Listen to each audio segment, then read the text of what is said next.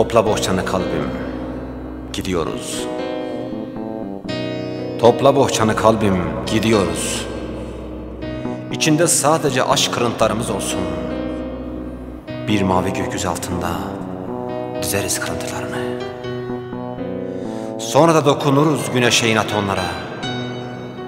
Özgürlüğü yastık çalan bir kınalı kekliğin sedasıyla. Toplarız kırıntılarımızı acemice de olsa ve yardıma ihtiyaç duyduğumuzda merak etme sen kalbim. Haber salarız bize ziyanı olmayan kır çiçeklerine.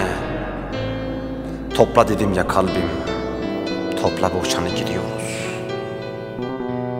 Daha gökyüzünü başımıza dökmeden F-16'lar ve kirletmeden suyumuzu kargalar, tenimize isyanlarını koymadan arılar, yokluğumuza göz koymadan meraklı komşular ve gözyaşlarımızı kıskanmadan şu yağmur yüklü bulutlar.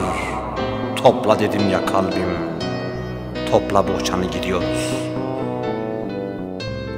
Zerresi bile kalmasın gecenin siyahi teninde sevdamızın, İnatçı rüzgarların eteğinde kalmasın hiç umudumuz.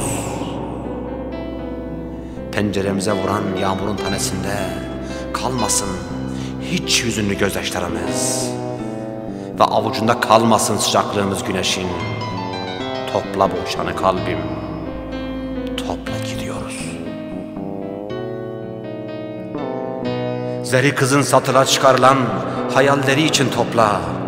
Mavi bir gölün derinliklerinde gömülen gün görmemiş Tamara sevdası içinde topla.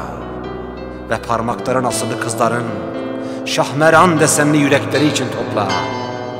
Topla bohçanı kalbim, topla gidiyoruz dedim ya.